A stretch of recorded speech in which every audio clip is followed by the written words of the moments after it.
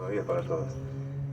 Hoy hace 49 años era miércoles y la Argentina amanecía con una tapa de uno de los diarios más vistos en ese entonces y tal vez el más influyente ahora, que decía: total normalidad. Las Fuerzas Armadas han tomado el control del gobierno. No era el primer golpe de Estado que tenía nuestro país. Había empezado esta historia el 6 de septiembre de 1930, derrocando a un presidente electo por el voto popular, Hipólito Yrigoyen, para imponer un proyecto diferente, el cambio. Y siguieron los golpes, pero este, tal vez el último golpe de Estado, como se lo conoce, por fuerzas militares, no era igual a los anteriores. La costumbre tal vez hizo pensar a algunos que hubo golpe en el 43, golpe en el 55, hubo golpe en el 66, era otro golpe.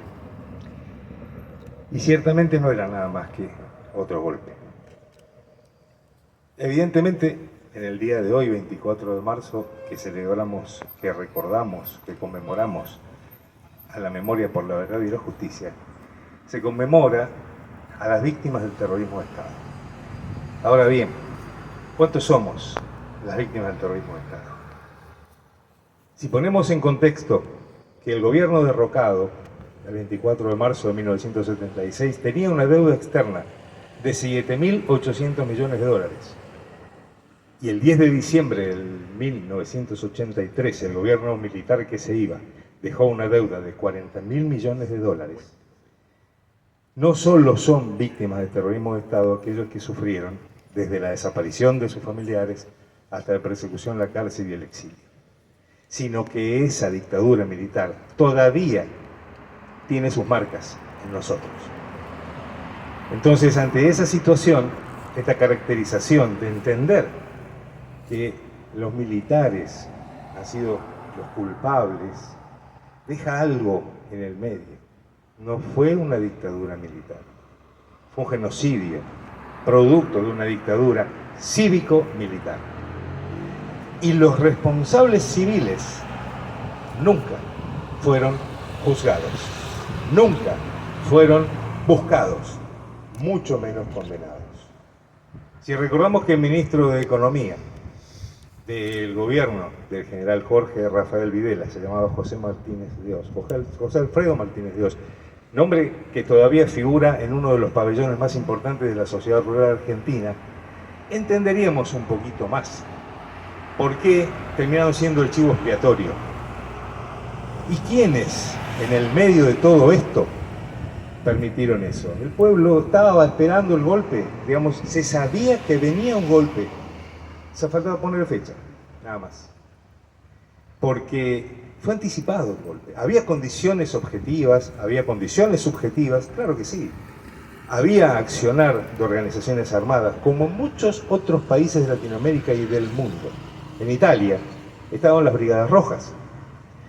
Y las Brigadas Rojas, en democracia, fueron juzgadas y están todavía algunos cumpliendo su condena.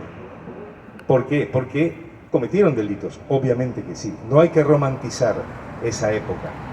Hay que, como dicen ahora, ¿no?, la verdad completa. La verdad completa lleva algunos otros aspectos y algunas otras facetas.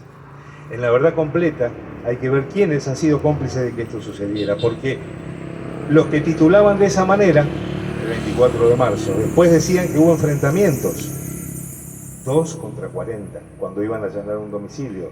Sí, había gente armada, claro que sí, pero ¿cuántos estaban armados? Ninguno de estos 4 que están acá estaba armado. El arma que tenía Susana Ferreira era ser maestra, el arma que tenía Pedro Pechac era ser agricultor que defendía a los colonos.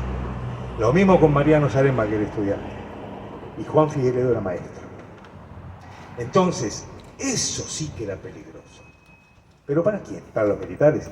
¿O para los que nunca fueron juzgados?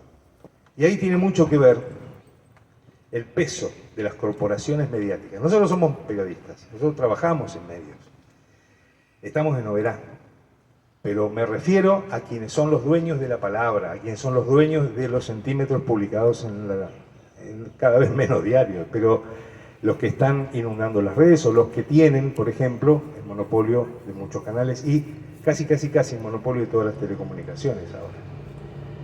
Entonces, ¿qué hizo la dictadura entre varias cosas?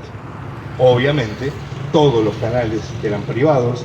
En esa época, yo puedo referirme a donde estaba, que estaba en Buenos Aires y tenía 14 años, estaba en el secundario. Pero los canales eran Canal 2, Canal 9, Canal 11, Canal 13, porque Canal 7 era del Estado.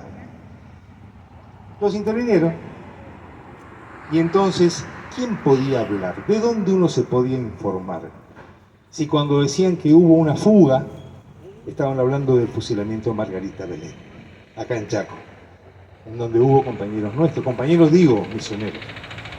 Entonces, la responsabilidad que esos medios tuvieron el día en donde le pusieron fecha de caducidad a la dictadura fue de señalar a la dictadura, porque de golpe y porrazo Argentina se dio cuenta que había vivido en dictadura y aparecieron las revistas.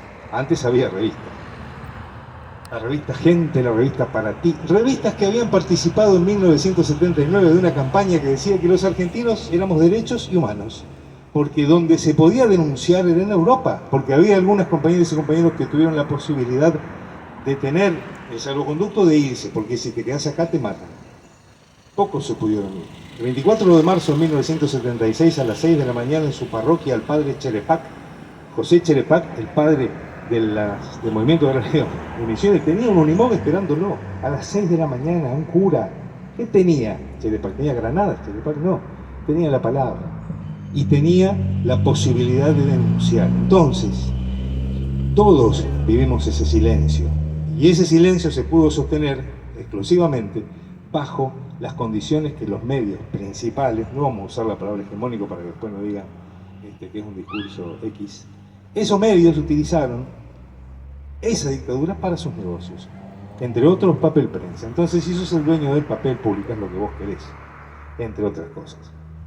Esto para caracterizar de alguna forma que los medios nos dijeron que íbamos ganando en 1982, cuando nos hundían en el Belgrano. Y nosotros trabajamos en medios, somos gente de medios, pero no somos esos medios. Somos medios locales, somos medios que aspiran a estar cerca del vecino, de la vecina, de la realidad obrera y no desentenderse de la realidad que pasa en otro lugar. Pero en ese 1976, ¿qué había? El pregón misionero en ese tiempo no salió. Tuve la posibilidad de hablar con Carlos Gil Navarro y ellos estaban en plena refacción, entonces ellos no publicaron porque no estaba saliendo el pregón. Porque si no, uno termina, por lo que ahora se conoce como copiar y pegar, siendo parte de esa estructura, en donde multiplica cientos de veces la misma información generada desde un solo lugar. A partir de esta situación, los que garantizaron la impunidad de la pata civil de la dictadura fueron los grandes medios de comunicación, porque eran cómplices. Para terminar, algunos testimonios que me parecen importantes, sobre todo en el día de hoy. Este libro está al alcance de quien quiere, se llama Nunca Más. Y se hizo con la recopilación de los datos de la Comisión Nacional por la Desaparición de Personas, que tuvo fallos familiares que fallecieron porque eran papás de alguien joven y que pasados los años de la dictadura el dolor mató a muchos padres y madres. ¿Y quién podía viajar tal vez desde San Vicente hasta Buenos Aires a declarar? O desde Jujuy o desde el sur del sur. Quienes se agarran de ese número, vuelvo a decir por la duda, porque hoy encima se va a decir muchas veces, 8.961, sale de acá y aclara al principio del informe que hay más. De hecho, por un documento desclasificado de las Fuerzas Armadas, en 1978 el Ejército Nacional había revelado que había 22.000 muertos. Todo esto está, lo busca el que quiere, lo encuentra el que quiere, pero lo cuenta el que puede. Porque nosotros no tenemos un micrófono tan potente como para que se escuche en todo el país. Y pasaron cosas, por supuesto, que sí, acá no verá. Testimonio de dos familias apenas. Esto contaba Anita Pechac, la hermana de Pedro Pechac. Dice Anita, pero cuando lo detuvieron a mi hermano Pedro, todavía llegué a tener una pizca de esperanza. Llegué a pensar que si lo detuvieron vivo, ¿por qué lo iban a matar? no mató a nadie, dirigía un gremio. Los agricultores les pedían, y yo escuché varias veces que le decían: Pedro, vos vas a ser la punta de la flecha y nosotros te seguimos. Somos los que te siguen. Entonces yo tenía una pequeña esperanza de que Pedro iba a quedar detenido. Bueno, puede ser que lo hagan sufrir un poco, pero nunca pensé que lo iban a matar así, como un perro, porque no había motivos para matarlo. Yo sé que hubo diferencias entre los grandes acopiadores de té, de hierba, por supuesto, pero él siempre iba desarmado. A veces me pregunto, ¿cuándo lo mataron? ¿A juicio de qué? ¿Por qué? ¿Por qué lo torturaron a Enrique buscando a Pedro? A Juan. Ni siquiera Pedro había hecho nada. A mi madre. No mereció ella los empujones, tirarle a la balanza para que se siente, porque ella decía: ¿qué hacen con mi hijo? Y cuando ella lo decía, le tiraban a la balanza. Algunos soldados no querían maltratar a mi mamá. Entonces aparecía otro soldado y los castigaba, porque ellos no podían. El corazón de ellos no daba para lastimar a una viejecita. Siempre me pregunto, ¿qué hemos hecho tan grave para que toda una sociedad nos juzgue y que fueron tan pocos los que nos entendieron? Y también, otro de los testimonios, es el de Dante Saraceni.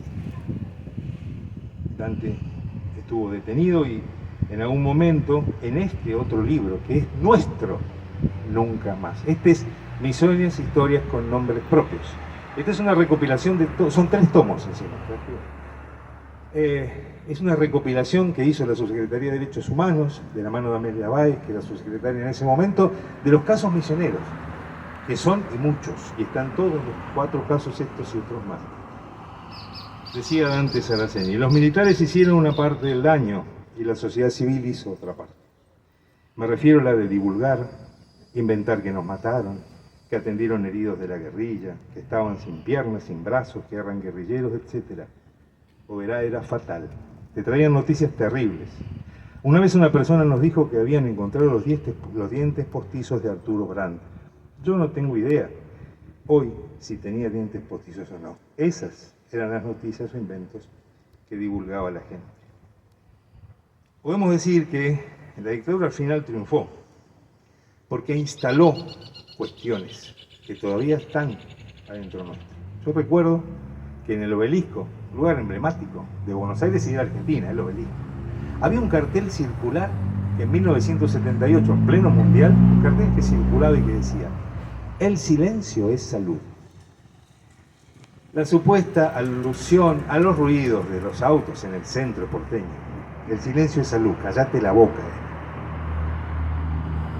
Y también dice Dante Saraceni: nos tocó vivir una etapa postmilitar también difícil, porque en un momento de la democracia en la que ya no eran los milicos, sino la sociedad civil la que juzgaba a los que habían sido presos políticos. El por algo habrá sido era un estigma para nosotros. En las paredes de Oberá, por ejemplo, escribían: Saraceni comunista. Nuestra hija, que ya sabía leer, nos preguntaba el significado del mismo. Fue necesario el terrorismo de Estado para imponer un programa económico. Hoy los golpes no tienen esa misma forma de ser. Hoy los golpes no necesitan de la fuerza de las armas. Pero hoy estamos en el medio, como dicen algunos, de una batalla cultural y que queremos la verdad completa. Y yo creo que sí, que es necesaria la verdad completa. La verdad que diga dónde estuvieron los social del general, el último se me acaba de ir de la cabeza, el último presidente de la dictadura militar, Reinaldo Benito Viñón. Reinaldo Benito Viñón. Estuvo como ministro de Acción Social a Navaja Sartaza. ¿Le suena ese apellido? ¿Le suenan las Marías? ¿Tendremos el valor de pedir que se investigue? ¿O nos quedaremos pensando en que algo habrán hecho? Como para agregar algo. Aquellos que dicen que no fueron 30.000, yo les preguntaría: ¿de qué lado de la picana vos estabas? Muchas gracias.